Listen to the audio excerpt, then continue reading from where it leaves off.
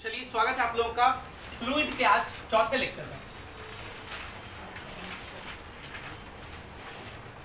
पिछले क्लास में हम लोग फ्लूइड डायनेमिक्स ऑलमोस्ट खत्म कर लिए थे।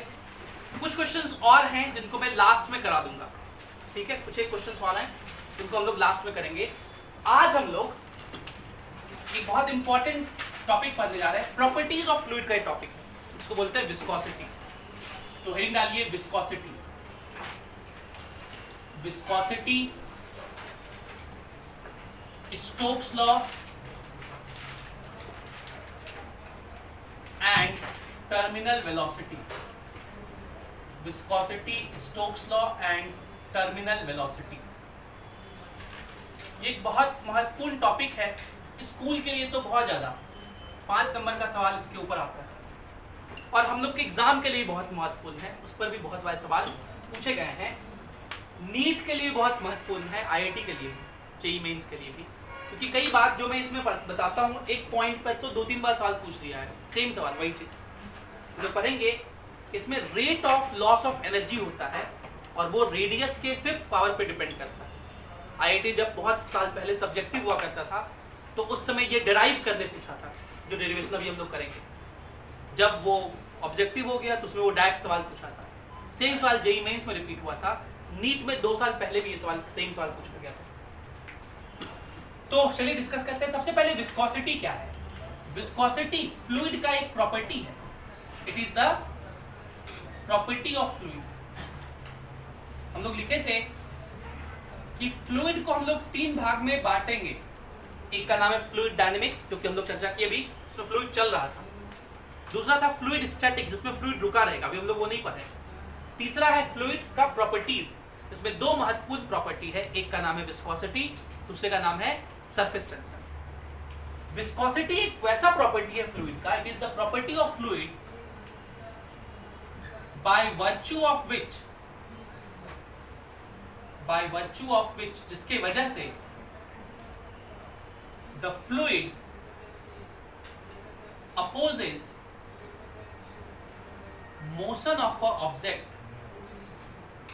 motion of an object in it। यह फ्लूइड का वैसा प्रॉपर्टी है जिस प्रॉपर्टी के वजह से कोई फ्लूइड किसी ऑब्जेक्ट के मोशन को, जब वो फ्लूइड में मूव कर रहा है, उसको अपोज करता है। It's somewhat like air resistance. आप सुने थे ना, एयर का रेजिस्टेंस, उसी के जैसा विस्कोसिटी है। एक बार इसको और समझिए।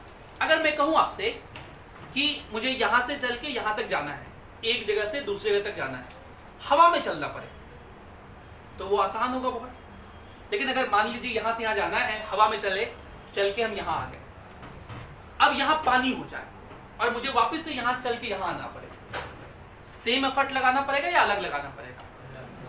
अलग लगाना पड़ेगा। आपको ऐसा फील होगा कि पानी पे चलने पे ज्यादा मशक्कत करना पड़ रहा है।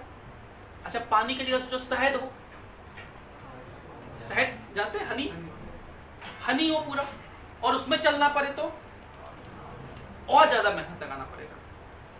इसका मतलब जब कोई बॉडी एयर के अलावा फ्लूइड में चल रहा है तो ज्यादा मेहनत लगाना पड़ रहा है। मतलब एक फोर्स उसको अपोज कर रहा है, रेजिस्ट कर रहा है, उसको विस्कोसिटी कहते हैं। आप लोग खुद बोले कि पानी में अलग लगाना पड़ेगा, हनी में अलग लगाना पड़ेगा। इसका मतलब यह जो है वो अलग अलग फ्लूइड का अलग अलग होता है। और इस टर्म को जो बताता है उसका नाम है कोएफिशिएंट ऑफ विस्कोसिटी। तो हम लोग ये कहेंगे viscosity possessed by different fluids is different। Viscosity possessed by different fluid is different। और इसको कौन जस्टिफाई करता है? हम लोग एक टर्म डिफाइन करते हैं, उसका नाम है coefficient of viscosity. Coefficient of viscosity ईटा से लिखते हैं। इसका वैल्यू आपको क्वेश्चन में दिया रहेगा, जब भी इसका चर्चा करेंगे तो इसका वैल्यू दिया रहेगा कि किस लिक्विड का, किस फ्लूइड का कोएफिशिएंट ऑफ विस्कोसिटी कितना है। देखिए हम लोग चैप्टर का नाम लिखते हैं फ्लूइड। फ्लूइड मतलब जो भी फ्लो कर सकता है, generally liquid plus gas, liquid भी फ्लो कर सकता है, गैस भी फ्लो कर सकता है, लेकिन मैक्सिमम बात जो डिस्कस करते हैं वो किसके लिए वैलिड होता है, लिक्विड्स के लिए। गैस की बात हम लोग kinetic theory of gases KTG thermo वगैरह में कर लेते हैं। यहाँ जितनी बातें डिस्कस करते हैं वो ज्यादातर प्रोमिनेंटली किसके लिए होता है, लिक्विड्स के लिए होता है। तो कोएफिशिएंट ऑफ विस्कोसिटी एक ऐसा पैरामीटर है जो कि हमें बताता है कि विस्कोसिटी अलग अलग फ्लूइड का अलग अलग होता है। अगर आपसे कोई पूछ दे ये जो ईटा है कोएफिशिएंट ऑफ विस्कोसिटी ये क्या है, तो कहेंगे ये विस्कोसिटी का कोएफिशिएंट है जो कि हमें बताता है कि डिफरेंट फ्लूइड का विस्कोसिटी प्रॉपर्टी क्या होता है, अलग अलग। और विस्कोसिटी का मतलब किसी बॉडी के मोशन को अपोज करने का टेंडेंसी, ठीक है। स्टोक ने इसके बारे में स्टडी किया, विस्कोसिटी के बारे में बहुत सारे साइंटिस्ट ने स्टडी किया है। We have scientist like Stoke, Newton, Andrade, Poiseuille, इन सब ने, रेनॉल्ड, इन सब ने विस्कोसिटी के ऊपर स्टडी किया है और इन सब के स्टडी को हम लोग पढ़ेंगे, ठीक है। ये सारे स्टडीज जो हैं एक्सपेरिमेंटली वेरीफाइड है, इनके थ्योरीज हैं। एक और है नेवियर स्टोक, उसने भी किया था, नेवियर स्टोक थ्योरम पढ़ते हैं। ये सारा चीज वेरीफाइड है, सबके ऊपर चर्चा किया जाता है। मैकेनिकल इंजीनियरिंग में अब जब आप जाएंगे तो थर्ड सेमेस्टर में ये सारा एक्सपेरिमेंट आपको एग्जाम मतलब लैब में, मैकेनिक्स लैब बोलते हैं, फ्लूइड लैब बोलते हैं, उसमें जाके करना पड़ेगा। स्टोक ने ये कहा कि जब कोई फ्लूइड में, जब किसी फ्लूइड में कोई स्फेयर जिसका रेडियस r हो, मतलब स्टोक ने बॉडी जो लिया वो फिक्स कर लिया। बॉडी कौन सा ले लिया, स्फेयर। बॉडी कौन सा ले लिया, स्फेयर। अगर कोई स्फेयर किसी फ्लूइड में मूव कर रहा है, मान लीजिए इधर की तरफ v स्पीड से, तो ये जो फ्लूइड है वो इस पर इधर की तरफ फोर्स लगाएगा जिसको हम लोग विस्कस फोर्स कहेंगे, और वो कितना होगा 6 पाई ईटा आरबी। कितना होगा 6 पाई ईटा आरबी। इसको हम लोग स्टोक्स लॉ कहते हैं। पहले मैं इसका डेफिनेशन लिख रहा हूं। So according to Stokes law, when a body, जो कि कौन सा है, स्फेरिकल इन शेप,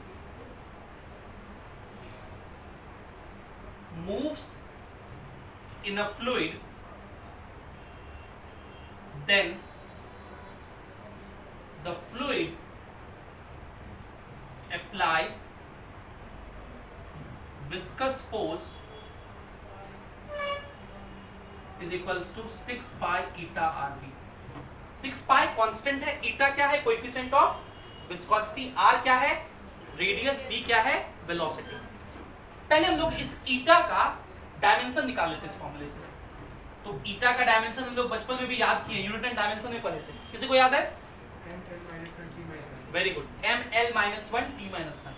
ईटा का फॉर्मूला लिखिए F/rv। Fv मतलब बस v इसलिए लिखे कि विस्कस फोर्स है, ताकि है तो ये फोर्स ही। तो फोर्स हो गया न्यूटन, नीचे ये मीटर आएगा और ये वेलोसिटी भी आएगा।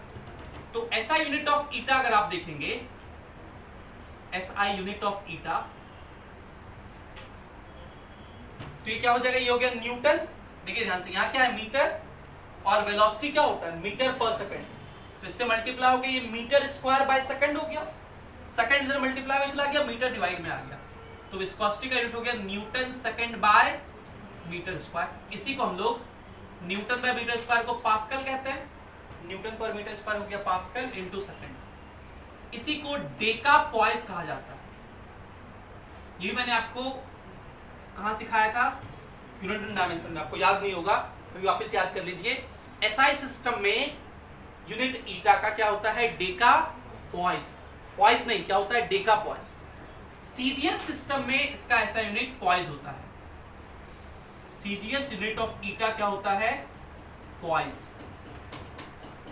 सीजीएस यूनिट ईटा क्या होता है, पॉइस। और एक बात आपको और याद रखना है कि एक पॉइस में 0.1 डेका पॉइस होता है। नाम ही से लग रहा है, डेका पॉइस में मतलब 10 पॉइस होता होगा। तो एक डेका पॉइस में 10 पॉइस, एक डेका पॉइस में 10 पॉइस, ये पॉइंट रहेंगे तो होगा ना जी।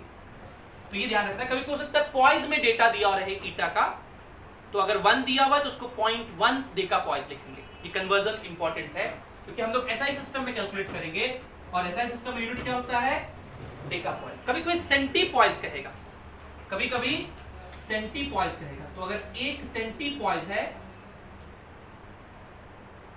तो आप जानते हैं कि सेंटी का मतलब क्या होता है, 10⁻²। तो एक सेंटी मतलब 10⁻², पॉइस होगा। और पॉइस तो अभी भी यूनिट नहीं है, ऐसा यूनिट नहीं है। पॉइस को डेकापॉइस में कन्वर्ट करना है तो उसको लिखेंगे 10⁻³ डेकापॉइस। ये बात आपको ध्यान रखना है। ये जो स्टोक्स लॉ हम लोग लिखे FB = 6 पाई ईटा RB, इसका एक प्रूफ है, लेकिन वो प्रूफ हम लोग के सिलेबस में नहीं है, कहीं के सिलेबस में नहीं है। इसका जो प्रूफ हम लोग के सिलेबस में है वो है डायमेंशनल एनालिसिस के साथ, जो कि हम लोग यूनिट एंड डायमेंशन में पढ़े थे।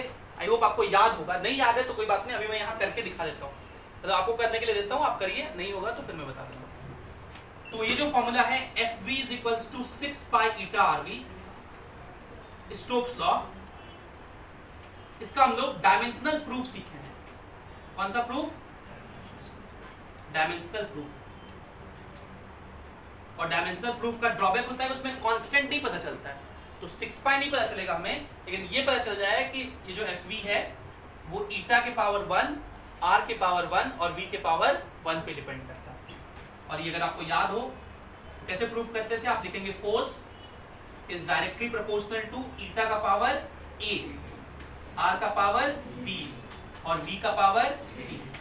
फोर्स का डायमेंशन होता है MLT का पावर -1, प्रोपोर्शनलिटी ऐसे है दीजिए, ईटा डायमेंशन ऑफ विस्कोसिटी, वो तो जानते हैं हम लोग। अच्छा, इसका डायमेंशन कितना होता है, यहां से आप कैलकुलेट कर सकते हैं डायमेंशन, ये आता है ML पावर -1 T का पावर -1। तो ईटा हो गया ML का पावर -1 T का पावर -1 का whole power A, R metre है, L का पावर B और वेलोसिटी LT का पावर -1 का होल पावर C। आप में से कुछ लोग ऐसे पूछ सकते हैं कि सर आप क्या किए हैं पता है, आप पहले ये फोर्स लिखे हैं, इसी फोर्स की मदद से ईटा का डायमेंशन बता दिया उनको, और फिर इसी डायमेंशन की मदद से यही फोर्स का प्रूफ कर रहे हैं। नहीं भाई, ऐसा नहीं है। ये डायमेंशन तो ईटा का होता है, यहां पे मैंने इसी के हेल्प से आपको बता दिया, लेकिन इस डायमेंशन को निकालने का दूसरा तरीका भी है। और अगर आज टाइम परमिट करेगा तो जो हम लोग न्यूटन्स लॉ ऑफ विस्कोसिटी पढ़ेंगे तो वहां से आपको ये मिल जाएगा। ठीक है, तो ये नहीं टेंशन लेना है कि सर ये निकाले इसी से और फिर यही इसी का यूज करके प्रूफ कर रहे हैं। ये डायमेंशन होता है, बहुत दूसरे फॉर्मूले से भी आया है ये। ठीक है, इसके बाद आप ABC निकाले जानते हैं, निकालिए जरा खुद से।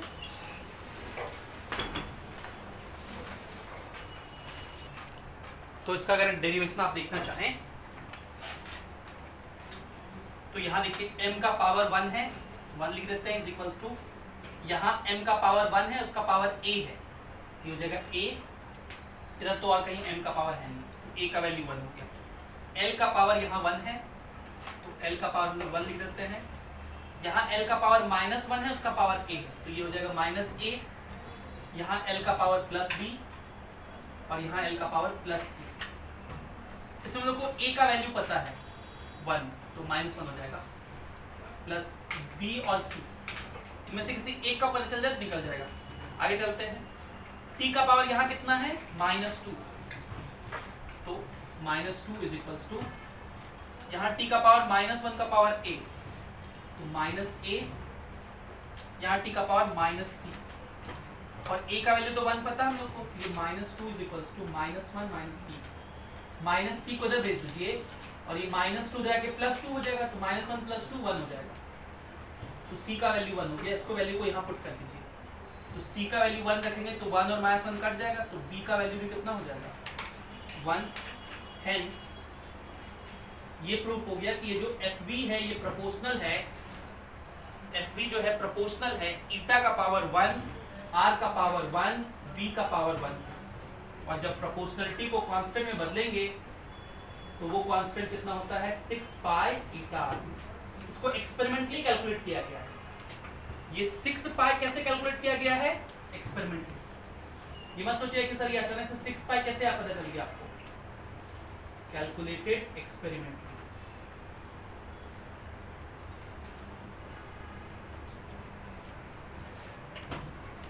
तो क्या आप स्टोक्स लॉ समझ गए? तो हम लोग विस्कोसिटी क्या होता है वो जान लिए, स्टोक्स लॉ क्या होता है वो जान लिए। अब हम लोग इन पॉइंट्स के इस्तेमाल से टर्मिनल वेलोसिटी का कॉन्सेप्ट सीखेंगे, ठीक है?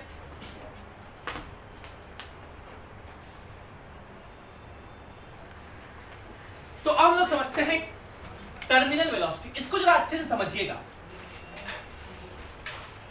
टर्मिनल वेलोसिटी, मैंने आपसे कहा था ना कि फिजिक्स में अब जो टॉपिक पढ़ेंगे हम लोग, जैसे फ्लूइड, एसएचएम, ये सब टॉपिक में रिपीटिशन होता है मैकेनिक्स का।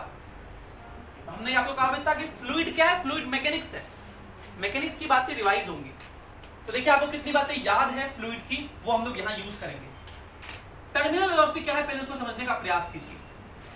देखिए ये फ्लूइड है और मान लेते हैं हम किसी स्फेयर को यहां से ड्रॉप कर देते हैं। इस फ्लूइड के ऊपर टॉपमोस्ट पॉइंट से क्या कर दिए, रिलीज कर दिए, released from here, release from here. अभी अगर बात करें तो उस पर कौन सा फोर्स लग रहा होगा, mg नीचे लग रहा होगा, बाइंड फोर्स तो अभी लग नहीं रहा होगा।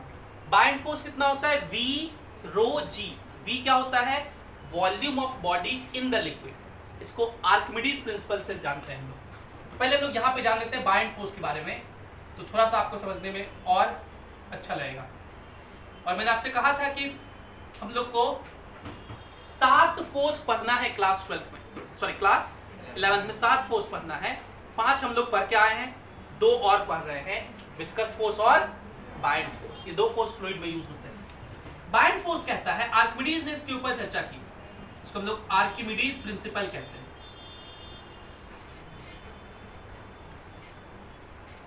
आर्किमिडीज प्रिंसिपल, आर्किमिडीज का सिद्धांत। आर्किमिडीज ने कहा कि अगर किसी लिक्विड में किसी सॉलिड को पार्शियली या कंप्लीटली इमर्ज कर दिया जाए, आप पार्शियली भी कर सकते हैं और कंप्लीटली भी कर सकते हैं, तो इस बॉडी पर ये जो लिक्विड है ये ऊपर की तरफ एक फोर्स लगाता है जिसको अपथ्रस्ट फोर्स कहते हैं।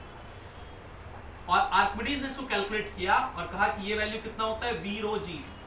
इस कैलकुलेशन को हम लोग भी सीखेंगे, आसान कैलकुलेशन है।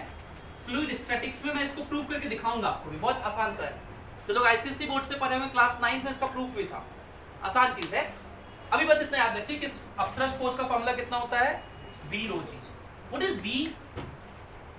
v is volume of body in the liquid, volume of body in the liquid। उस बॉडी का वॉल्यूम लिक्विड में कितना है उसको v कहते हैं। ये पोर्शन है v, इतना वॉल्यूम।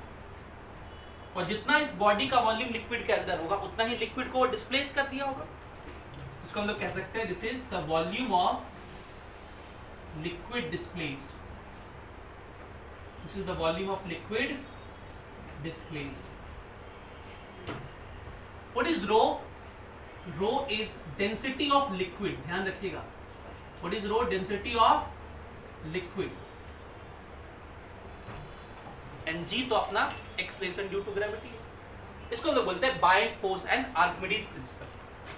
तो बाइंड फोर्स क्या कहता है, आर्किमिडीज प्रिंसिपल क्या कहता है कि किसी भी जब किसी ठोस को किसी द्रव में पूर्णतः या अंशतः डुबोया जाता है, तब वह द्रव उस ठोस पर ऊपर की तरफ एक उत्प्लावन बल लगाता है, एक उत्प्लावन बल लगाता है, जिस बल का मान उस वस्तु द्वारा विस्थापित किए गए द्रव के भार के मान के बराबर होता है।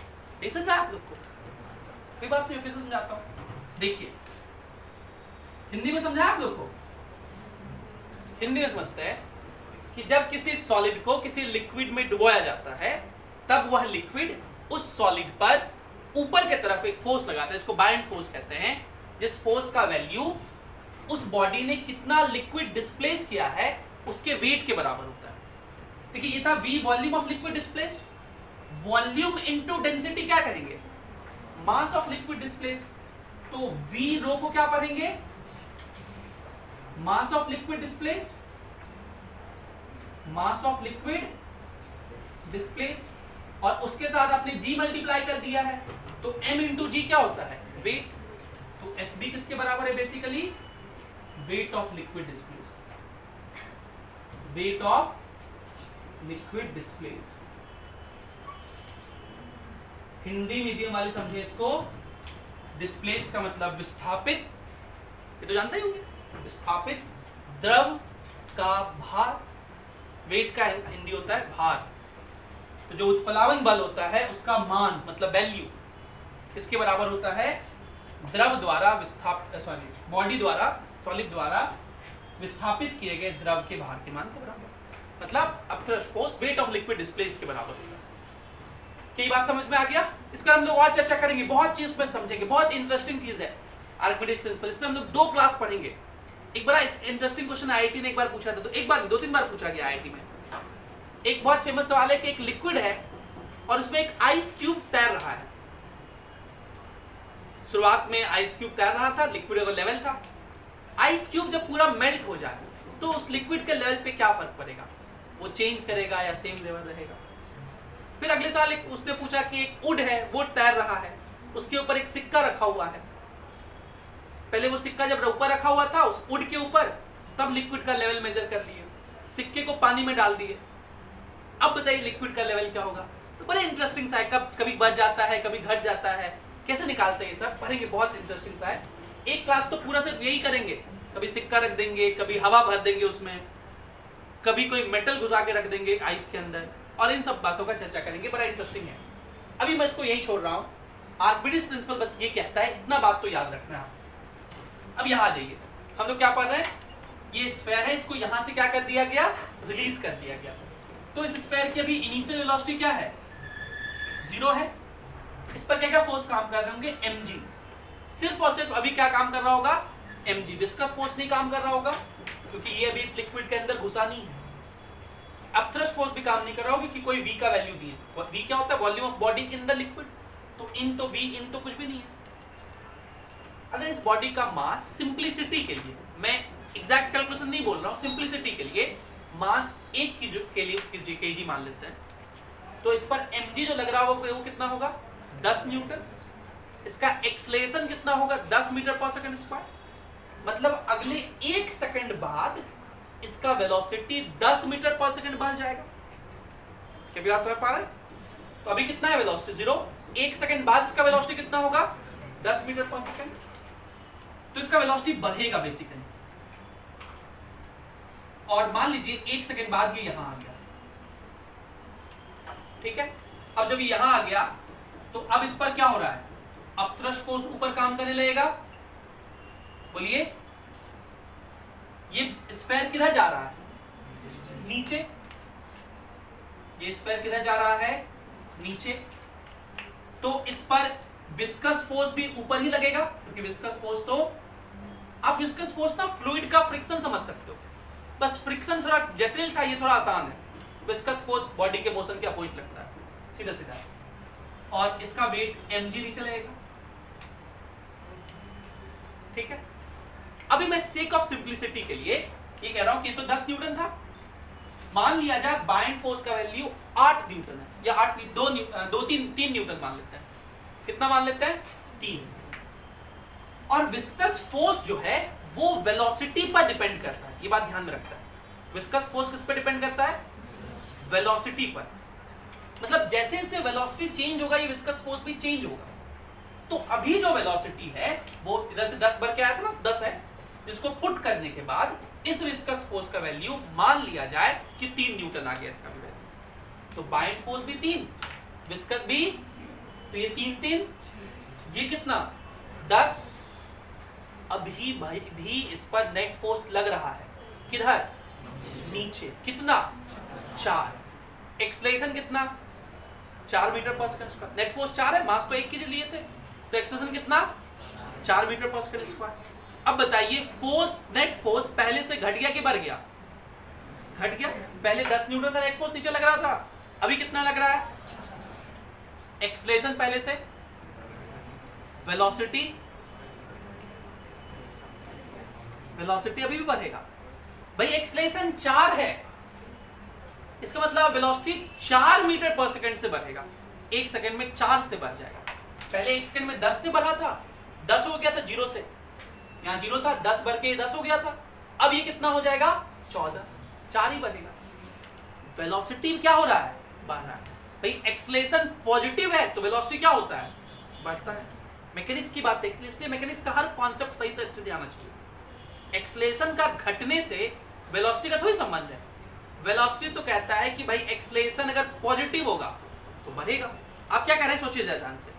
हम अगर एक्सेलरेटर पैडल पहले बहुत ज्यादा लिए हुए तो बहुत तेजी से गाड़ी चल रहा था, एक्सेलरेटर थोड़ा सा छोड़े तो एक्सेलरेशन तो कम हो गया, लेकिन वेलोसिटी अभी भी बढ़ेगा ना। अभी भी तो एक्सेलरेटर पैडल ही लिए हुए, ऐसा नहीं कि ब्रेक मार दिए।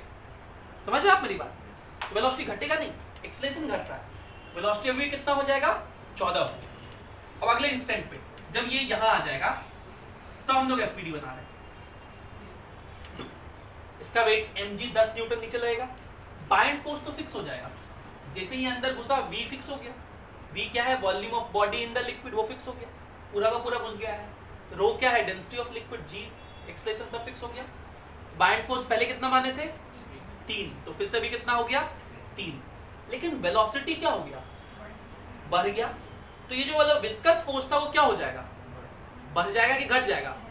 याद करो ये जो विस्कस फोर्स का फॉर्मूला क्या था, 6 पाई ईटा आरवी, 6 पाई ईटा आरवी। तो वेलोसिटी तो बढ़ गया। अभी आप याद कीजिए 0 था, यहाँ 10 हो गया था, फिर यहाँ कितना हो गया 14, है ना। वेलोसिटी बढ़ गया तो विस्कस फोर्स बढ़ गया होगा। पहले विस्कस फोर्स कितना मान लेते हैं, याद करिए 3, अब मान लेते हैं 5। कितना मान लेते हैं 5। तो अब देखिए इस पर वेट mg नीचे लग रहा है 10, अब थ्रस्ट फोर्स ऊपर लग रहा है 3 जो कि फिक्स था। विस्कस फोर्स बढ़ के अब कितना लगने लगा 5, और विस्कस फोर्स क्यों ज्यादा लगा, क्योंकि वेलोसिटी बढ़ गई। तब ऊपर लग रहा है 5 विस्कस, 3 बायेंड, 8 हो गए ऊपर, नीचे mg कितना लग रहा है 10 न्यूटन। अब नीचे की तरफ नेट फोर्स कितना है 2 न्यूटन। एक्सेलरेशन नीचे की तरफ 2 मीटर पर सेकंड स्क्वायर। तो फोर्स घट गया कि बढ़ गया, नेट फोर्स घट गया। एक्सेलरेशन, वेलोसिटी बढ़ेगा, वेलोसिटी अभी बढ़ेगा। अब इस बार 2 ही से बढ़ेगा। कितना था पहले 14, अब कितना हो जाएगा। तो अगला मैं यही मान के चल रहा हूँ, यही पे डायग्राम है, लेकिन अब वेलोसिटी कितना हो चुका 16। अब क्या होगा, mg 10 न्यूटन नीचे, बाइंड तो अभी भी कितना रहेगा 3।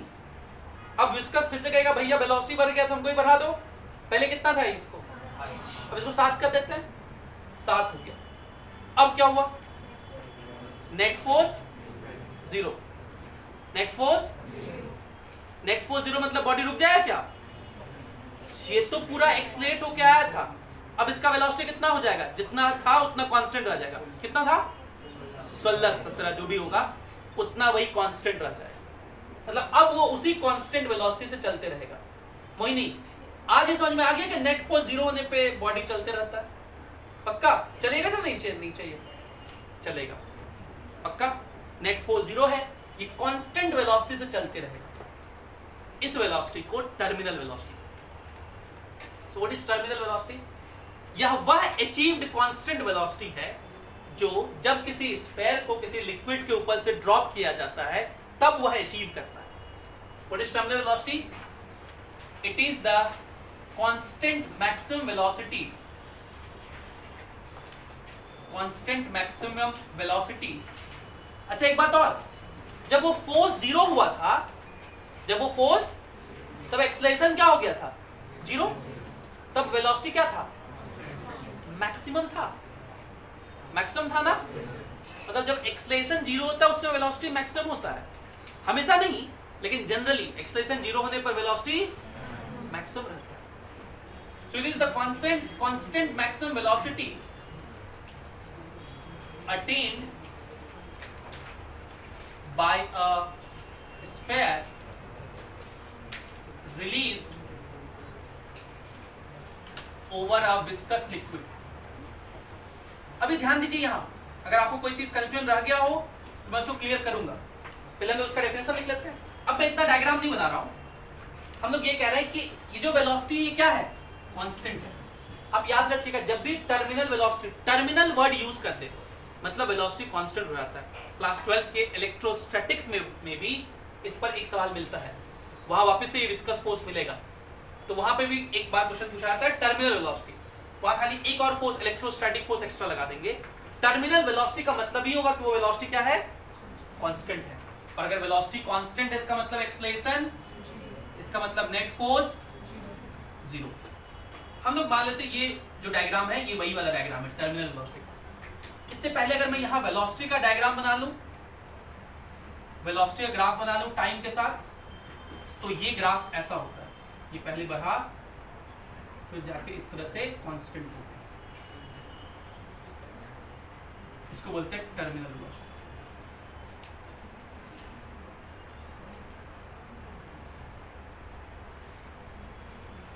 जो क्या बोलते हैं टर्मिनल वेलोसिटी। तो मैं यही दिखा रहा हूं, ये टर्मिनल वेलोसिटी हो गया।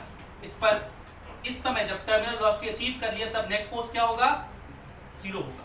जितना फोर्स ऊपर उतना ही फोर्स, ऊपर की तरफ फोर्स कितना है, bind force plus viscous force, और नीचे की तरफ फोर्स कितना है, mg। अब जरा देखिएगा सबको मैं लिख रहा हूं, बाइंड फोर्स फॉर्मूला क्या होता है, v rho g। कहां गया bind force, v rho g। v क्या है, volume of body in the liquid, यहाँ तो पूरा का पूरा ही लिक्विड में है, तो क्या लिखेंगे 4/3 पाई r क्यूब, ये हो गया volume of body in the liquid, into rho, rho क्या था, तो यहाँ पे डेंसिटी ऑफ लिक्विड जो होगा उसको हम लोग रो से ही लिख देते हैं, रो क्या है, डेंसिटी ऑफ लिक्विड। और मैं जो सिंबल्स यूज करता हूँ ना वो बहुत स्टैंडर्ड होते हैं, मतलब सब जगह इन जनरल यही सिंबल्स ही लिखा रहता है। तो रो हो गया density of liquid into g, plus FB क्या है, कितना होगा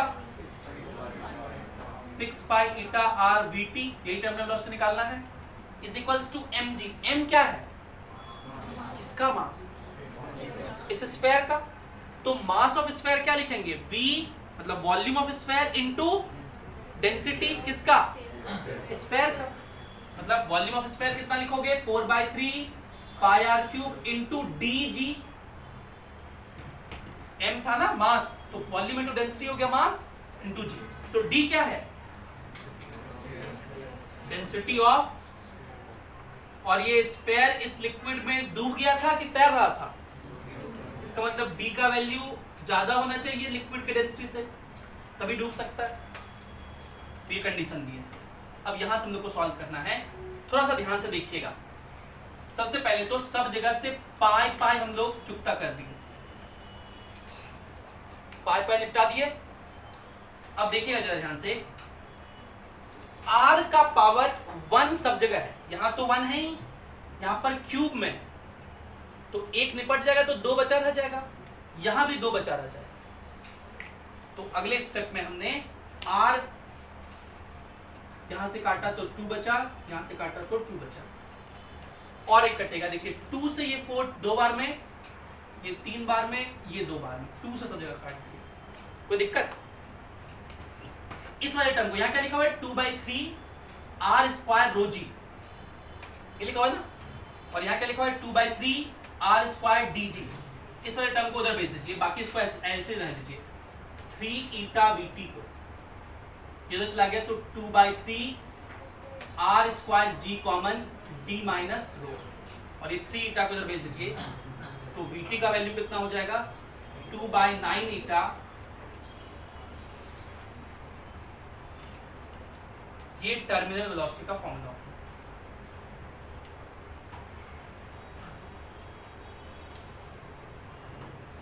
अब बताइए यहां से 3 बातें कि टर्मिनल वेलोसिटी किस किस चीज पर कैसे कैसे डिपेंड करता है। तो क्या पहला बात कहूं कि टर्मिनल वेलोसिटी जो होता है वो r स्क्वायर, स्फीयर के रेडियस के स्क्वायर पर डिपेंड करता है। टर्मिनल वेलोसिटी जो है वो विस्कोसिटी के इनवर्सली प्रोपोर्शनल होता है ना।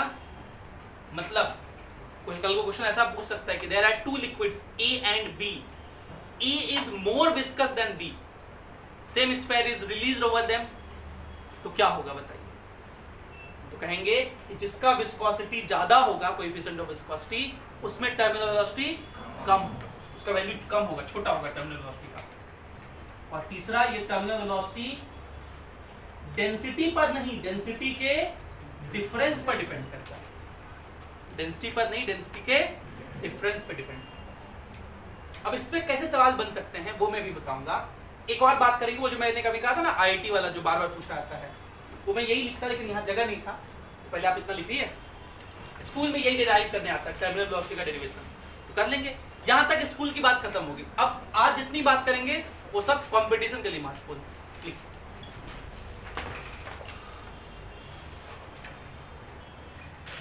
चलिए हम लोग दो सवाल इसके ऊपर चर्चा कर लेते हैं। जो पहला सवाल है वो ये है, find the rate of energy loss due to viscous force on a sphere when terminal velocity is achieved, when terminal velocity is achieved।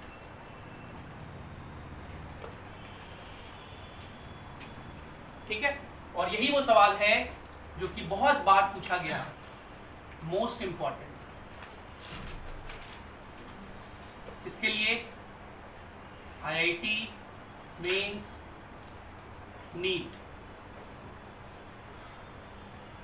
और जब भी मैं किसी क्वेश्चन में लिख दूं आईआईटी के लिए तो नीट वाले तो उसको आंख मूंद के याद रखिएगा।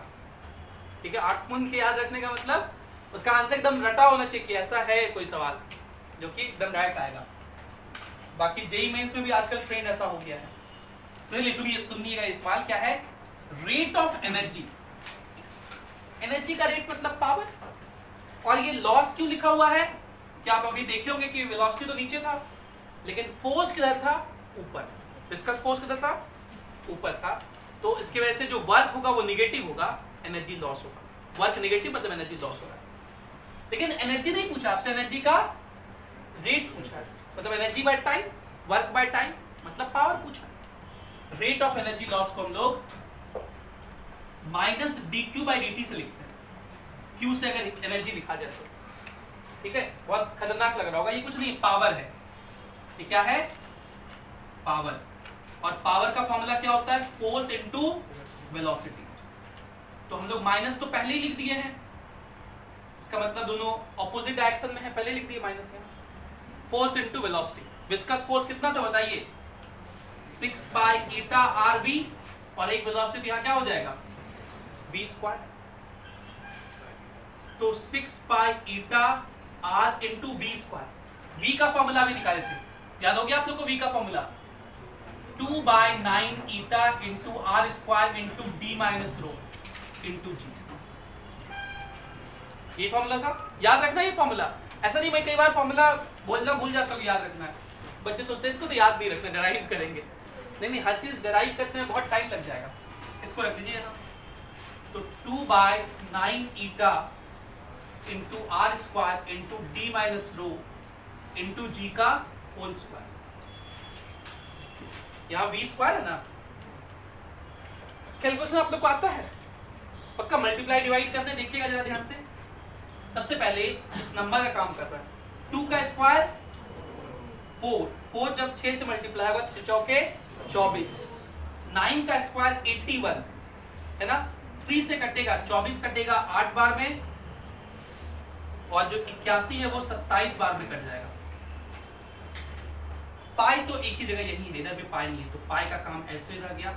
ईटा देखिए कटेगा नहीं, यहाँ ईटा का स्क्वायर हो जाएगा, और यहाँ एक ईटा ऊपर में है तो नीचे एक ईटा बचा रह जाएगा। तो 8 pi by 27 eta, 8 pi by 27 ईटा। अब आर का देखिएगा, यहाँ क्या है? आर स्क्वायर का स्क्वायर इंटू आर, आर का पावर। यही सवाल पूछा गया था कि आर के किस पावर पे डिपेंड करता है? 5th पावर पे। बाकी यहाँ का सबका काम हो गया। इधर एक्स्ट्रा बचा हुआ है डी माइनस रो का स्क्वायर इंटू जी स्क्वायर। ये हो गया रेट ऑफ एनर्जी लॉस। तो सवाल ये पूछा गया था कि रेट ऑफ एनर्जी लॉस जो है वो किसके प्रोपोर्शनल है? आर के किस पावर के? 5th power.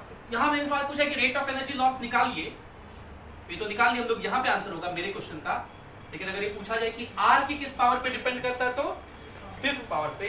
This is a very important question, सब लोग को अच्छे से याद रखना है, रिमेंबर एज अ फॉर्मूला। और अगला सवाल जो मैं दे रहा हूं वो क्लास 10th स्टैंडर्ड का सवाल है, और मैं चेक कर रहा था 9th 10th का, कि 9th 10th आप लोग सही में पढ़े हैं कि पापियों टाइप हकैती करके पढ़े हैं, वो उससे पता चल जाएगा। जैसे मैंने अभी जो आपको एग्जांपल बताया उसमें क्या था, स्फेयर था जो कि किसी लिक्विड में चल रहा था। सेम काम लिक्विड के जगह एयर भी हो सकता है, फ्लूइड पढ़ रहे हैं हम लोग, और स्फेयर के जगह रेन ड्रॉप हो सकता है। तो रेन ड्रॉप भी जब एयर में चलता है तो टर्मिनल वेलोसिटी अचीव करता है। तो रेन ड्रॉप्स, तो मैं इसको थोड़ा कॉम्प्लिकेट करके लिख रहा हूं, 8 रेन ड्रॉप्स या 27 कर देते हैं, 27 rain drops each of radius 2 centimetre and terminal velocity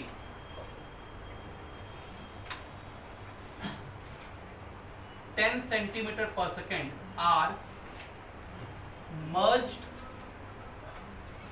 to form a single drop. Find the terminal velocity.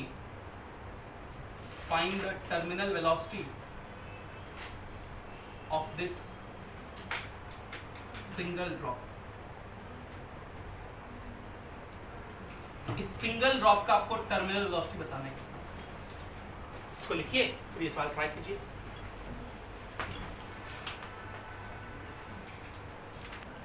तो ये बेसिक क्लास 10 स्टैंडर्ड का सवाल।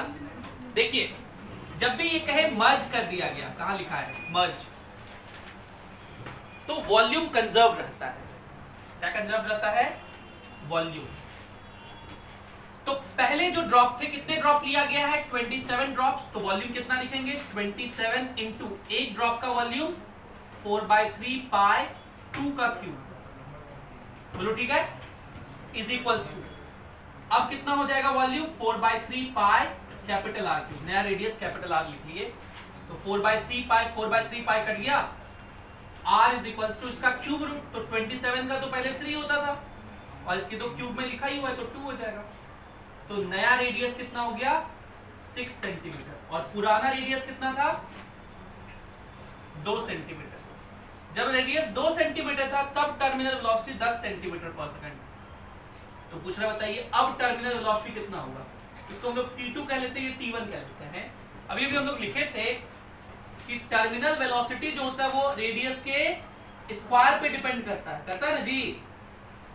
तो बोलो Vt1 by Vt2 क्या लिखोगे? R1 by R2 का होल स्क्वायर। तो Vt1 है 10, Vt2 निकालना है, R1 by R2 यूनिट कुछ भी रखिए, सेम ही रहना चाहिए, खाली 2/6 कितना हो जाएगा? 1/3, स्क्वायर करेंगे तो 1/9। तो therefore Vt2 यहाँ लिख देता हूं मैं, therefore Vt2 कितना हो जाएगा? ये इधर चला गया, ये इधर चला गया, 90 सेंटीमीटर पर सेकंड। अब देखिए, आप लोग इतना किए, ये बुद्धरू लोग करता है, जिसका बच्चा का सिलेक्शन आईआईटी में होता है वो इतना थोड़ी करेगा। वो तो सीधा मन में सोचेगा कि 27 ड्रॉप को मिलाने से जो भी स्फेयर बनेगा उसका रेडियस तिगुना होगा। इन सब बातों पे गौर फरमाना है। 27, ये वाला टर्म तो यहां भी है, ये 27 ही रोल प्ले कर रहा है, 27 जिसका क्यूब रूट हुआ। तो 27 का क्यूब रूट कितना होता है? 3। मतलब जो भी ड्रॉप बनेगा उसका रेडियस तिगुना होगा। पहली बात तो ये। दूसरी बात कि टर्मिनल वेलोसिटी रेडियस के स्क्वायर पे डिपेंड करता है। अगर रेडियस तिगुना हो गया, 3 टाइम्स बढ़ गया, तो 3 का स्क्वायर कितना होगा? 9 टाइम्स। मतलब टर्मिनल वेलोसिटी 9 गुना बढ़ जाएगा। तो बिना कोई कैलकुलेशन के हम लोग 90 सेंटीमीटर पर सेकंड आंसर लिख सकते कि नहीं? इसी में अगर आपसे पूछता कि 27 नहीं 343 ड्रॉप्स को मर्ज किया है, तो 7 का क्यूब है, मतलब रेडियस 7 गुना बढ़ जाएगा। और 7 गुना बढ़ेगा तो टर्मिनल वेलोसिटी 49 गुना 49 टाइम्स, क्योंकि 7 का स्क्वायर 49 होता है, 49 टाइम्स बढ़ जाएगा। तो अब कितना हो जाएगा 490 सेंटीमीटर पर सेकंड, 490 सेंटीमीटर पर सेकंड। आज की कक्षा को हम लोग यहीं पे समाप्त करते हैं विस्कोसिटी के इसी डिस्कशन के साथ। Thank you for being with us, have a great day.